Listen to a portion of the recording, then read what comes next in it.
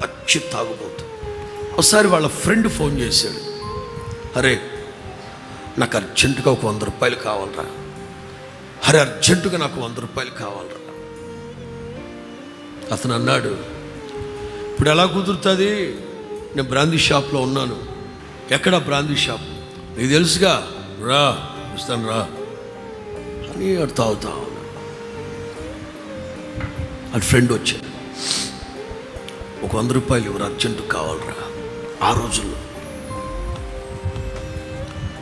100 రూపాయలు లేదుగా, నా దగ్గర 500 ఉంది, 500 ఉంది నా దగ్గర అని చిన్న పిల్లోడు, రారా 10 years పిల్లోడు ఉన్నాడు కదా అక్కడ, ఈ బ్రాందీ సీసాలు నీళ్ళు అవి అందిస్తున్నాడు.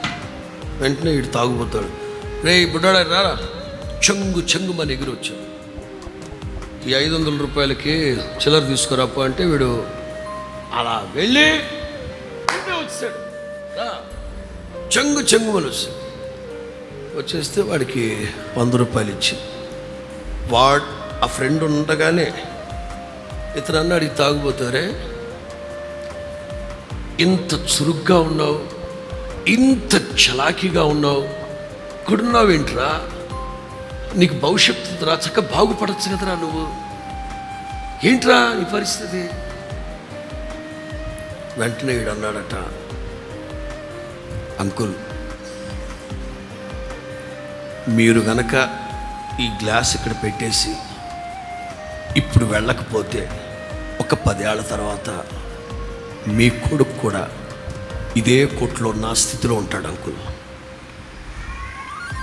ఏమిట్రా నువ్వు మాట్లాడేది, ఇదే బ్రాందీ షాప్లో మా నాన్న తాగి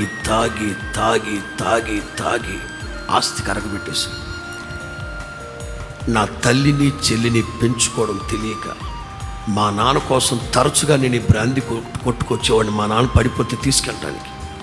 ఈ కొట్లో వాళ్ళు తెలుసు కనుక వాళ్ళ కాళ్ళ ఏళ్ళ పట్టుకున్నా, నాకు ఒక చిన్న పని ఇవ్వండి, నేను ఇక్కడ పని చేసుకుంటాను. అంకుల్ ఒకప్పుడు ఇదే కొట్లో ఇక్కడ మా నాన్న తాగి ఆస్తి కరగబెడితే నేను ఈ స్థితిలోకి వచ్చాను. ఇప్పుడు మీరు కూడా తాగి ఆస్తి కరగబెడితే రేపటి రోజు మీ కొడుకు నా స్థితిలో ఉంటాడు అనుకో. అంతే. ఆ వ్యక్తి ఆ గ్లాస్ అక్కడ పెట్టి వెళ్ళిపోయాడు. ఇక కట్టుకున్న భార్యకి కన్న పిల్లలకి మంచి భర్తగా తండ్రిగా మారి 20 ఏళ్ల తర్వాత పత్రికా ముఖంగా వాడి కాళ్ళకి దండం పెట్టి చెప్తున్నాను, వాడు ఆ రోజు చెప్పబట్టి ఆలోచించారా?